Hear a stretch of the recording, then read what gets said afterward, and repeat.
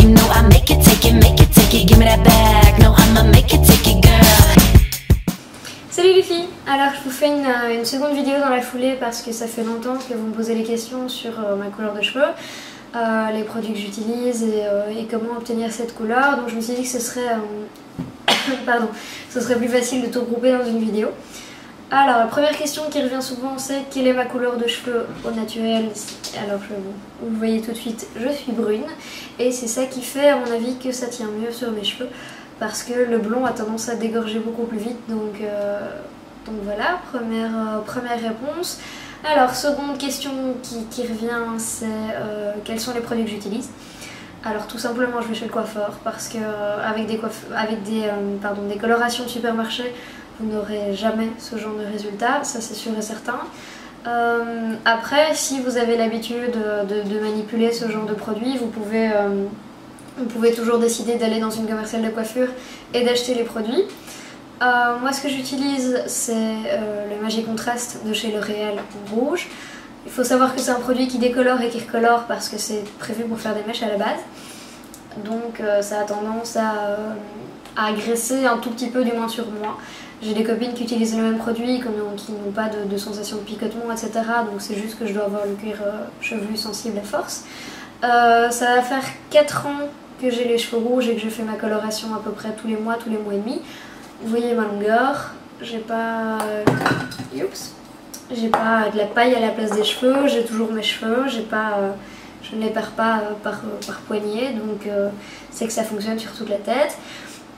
Par contre il n'y a pas longtemps je suis allée chez un autre coiffeur parce que c'était pour un event et il m'a coloré les cheveux avec des produits TG et c'est le rouge que je porte pour l'instant. J'ai senti une différence au niveau de l'application dans le sens où ça m'arrachait un petit peu moins la tête. Après le résultat il est assez similaire, j'ai trouvé que le rouge était très joli. Mais je ne sais pas si c'est parce que j'ai déjà les cheveux qui accrochent bien les pigments ou si ça peut aussi fonctionner sur quelqu'un qui part de zéro entre guillemets. Donc ça c'est à voir avec les coiffeurs, je lui demanderai. Pour l'entretien, essayez d'espacer les shampoings au maximum parce que ça dégorge énormément. Si je prends un bain, je peux remplir toute la baignoire avec du rouge, hein, ça c'est clair et net. Donc ça veut dire qu'à chaque fois que vous les lavez, il va falloir rapporter cette dose de pigment aux cheveux.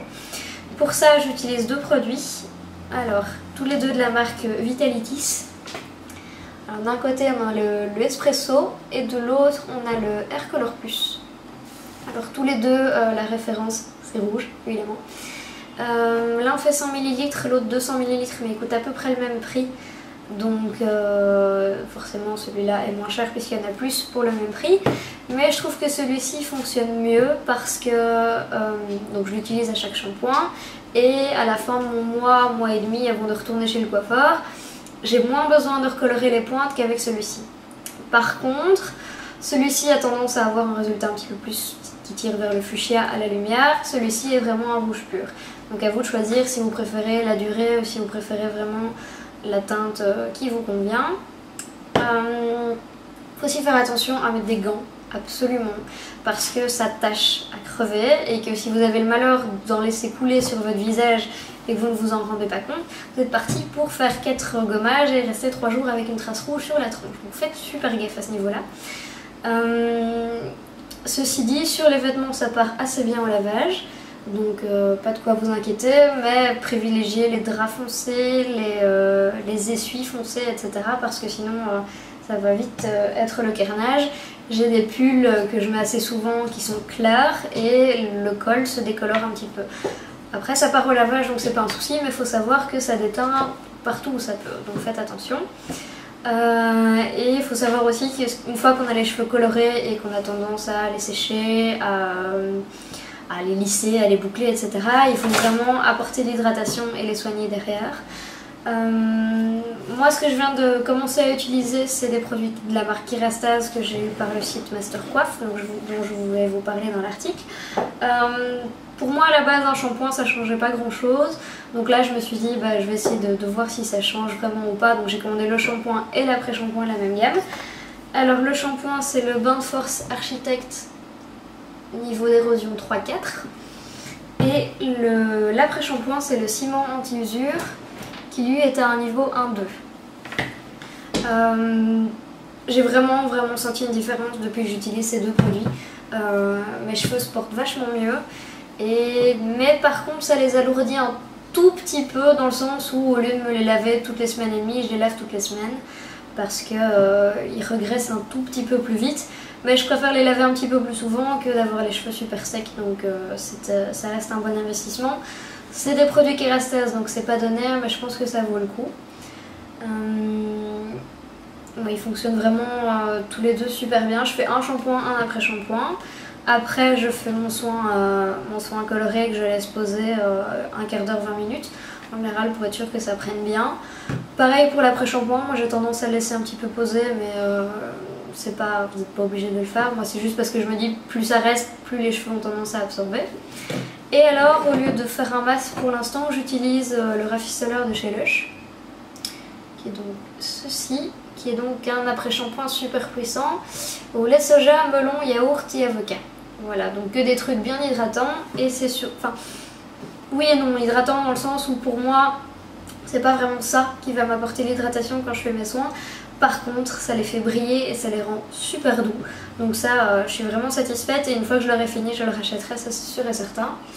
Niveau du prix, je crois que ça doit être 15 € et il y a 250 grammes.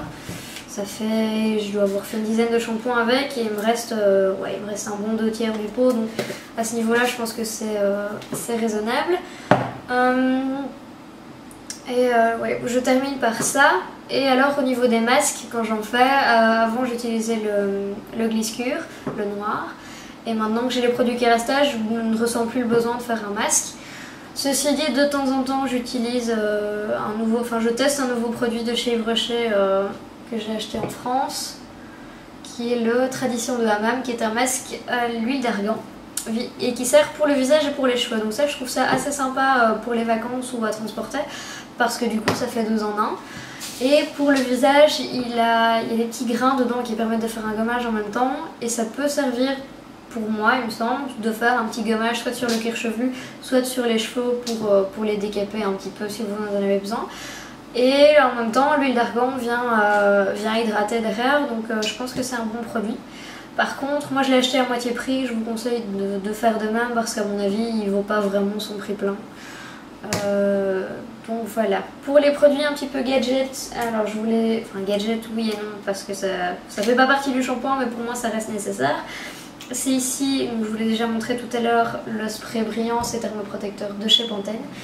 Parce que il faut protéger ses cheveux de la chaleur, parce que c'est ça qui va les abîmer. Ensuite, le Chroma Crystal de chez Kerastase, qui est un produit biphasé. C'est un soin sans rinçage à appliquer sur cheveux mouillés ou humides avant de faire un brushing. Je pense que ça peut marcher aussi sur cheveux secs, puisque de toute façon avec le brushing ça va s'évaporer, donc ça les fait briller un petit peu. Je trouve ça sympa, puis ils sont beaux, donc c'est assez pratique. Je l'ai reçu comme cadeau avec ma commande Mastercoif. Je ne sais pas si je l'aurais acheté séparément, mais en tout cas je vais l'utiliser jusqu'au bout parce que je le trouve sympathique. C'est pour les cheveux colorés par contre. Bon, après c'est juste que je pense que ça fonctionne aussi sur cheveux non colorés, hein. C'est plus du marketing qu'autre chose. Ensuite, très important, ceci, les huiles capillaires qui pour moi sont un petit peu la révélation de l'année, parce que c'est grâce à ça en particulier que j'ai sauvé mes cheveux. Alors ici on a la Mythic Oil de chez L'Oréal et ici l'élixir ultime de chez Kerastase. Pour moi les deux se valent parce que c'est la même contenance, je crois que le prix est à peu près similaire. De toute façon Kerastase et L'Oréal aussi, donc l'un dans l'autre je pense qu'on s'y retrouve. Juste, je dirais que la Kerastase est un petit peu plus épaisse. Donc j'ai tendance à garder celle-ci pour les bains d'huile et celle-là pour un usage quotidien. Après ça m'arrive de prendre l'un pour l'autre, je pense pas que ça change grand chose. Toutes les deux sont super bons, sont très vite absorbés par le cheveu. C'est vrai que dans les 5 premières minutes vous avez l'impression d'avoir les cheveux gras, mais ça part très très vite et ça donne beaucoup de brillance aux cheveux, donc je suis assez conquise. Et donc soit j'en mets une pompe ou deux dans les mains que je chauffe et que j'applique sur toute la chevelure, soit je vais en mettre sur ma brosse ou sur mon peigne, bien peigner mèche par mèche pour en répartir partout. Je fais une tresse et je me lave les cheveux soit le lendemain matin, soit le soir même si je suis restée à la maison la journée. Et ça les nourrit, il n'y a rien à faire. Il n'y a qu'en mettant du gras entre guillemets dessus qu'on hydrate vraiment les cheveux. Alors si vous ne voulez pas utiliser ce genre de produit parce que vous boycottez le réel ou parce que vous ne voulez pas de trucs avec des parabènes ou autres trucs chimiques, vous pouvez toujours utiliser l'huile d'argan évidemment. Prenez de l'huile d'argan alimentaire pour être sûr qu'elle soit pure. Vous pouvez aussi prendre l'huile de coco qu'il va falloir chauffer parce qu'elle est sous forme solide. L'huile de ricin si vous voulez faire pousser un petit peu plus les cheveux. Ou alors utiliser des comprimés, soit des compléments alimentaires type Nobiol, etc. Soit tout simplement de la levure de bière parce que ça va solidifier les fils des cheveux ainsi que les ongles. Et donc c'est toujours bon à prendre, en plus c'est naturel, ça coûte pas cher, donc c'est toujours bon à utiliser. Donc voilà, je vous conseille de faire des bains d'huile au moins une fois par semaine si vous avez les cheveux colorés ou abîmés. Et à vous de choisir l'huile qui vous convient, il va peut-être falloir en tester 2-3. Par exemple, je sais bien que le lait de coco est efficace, mais il vaut mieux le mélanger avec une huile parce que sinon ça a tendance à cartonner un petit peu les cheveux. Donc c'est vraiment à vous, aller voir sur Aromazone ou aller voir en magasin bio, etc. pour choisir votre huile. Renseignez-vous un petit peu sur les bienfaits de chacune. Mais je pense que c'est vraiment un soin sur lequel il ne faut pas faire l'impasse parce que c'est ça qui fonctionne le mieux, je trouve. Alors, qu'est-ce qu'il me reste comme produit? Ah oui, les mousses. Alors pour l'instant j'en utilise deux. Alors la Catwalk de chez TG et la Full Effect de chez Redken. La particularité de la Redken, c'est qu'elle est hydratante parce qu'il faut savoir que la plupart des mousses ont tendance à assécher un petit peu les cheveux. Donc n'en utilisez pas à chaque fois. Si vous en utilisez, essayez de ne pas en mettre de trop parce que sinon on a vite cet effet un petit peu cartonné. Mais je trouve quand même qu'avec une mousse, les boucles tiennent mieux, il y a un petit peu plus de volume, donc ça reste pour moi un produit utile mais à utiliser avec modération. Voilà. Ce qui concerne l'entretien, qu'est-ce que je peux dire d'autre? Évitez la chaleur au maximum. Si vous pouvez mettre votre sèche-cheveux sur froid, faites-le. Si vous pouvez vous rincer les cheveux à l'eau froide, faites-le aussi. Pour tout ce qui est lisseur, fer à boucler, etc., privilégiez la céramique, ça vaut toujours mieux. Ou simplement évitez de les utiliser trop souvent, ou faites-vous des boucles avec un système à froid, genre les enrouler autour d'un headband, faire des pin curls, mettre des bigoudis, etc. Je pense que si vous les laissez poser la nuit, ça marche tout aussi bien. Bon, c'est pas très sexy, je peux vous l'accorder, mais ça abîme beaucoup moins les cheveux. Donc c'est assez... Et puis ça va vite. Perso, moi j'utilise la technique du headband. Et voilà, en 5 minutes ils sont enroulés. Le lendemain, j'ai qu'à tirer sur l'élastique. Pardon. Et mes cheveux sont nickel, sont bouclés. Enfin, ils vont pas avoir des boucles comme ça, c'est sûr, mais ils vont avoir un petit effet wavy un peu sympa. Donc voilà, je pense que j'ai à peu près tout dit. Si vous avez d'autres questions sur le sujet, n'hésitez pas à me les poser sur mon blog, soit par le formulaire de contact, soit en commentaire, ou alors sur YouTube directement. J'y répondrai avec plaisir. Si j'ai oublié quelque chose, n'hésitez pas à me le signaler.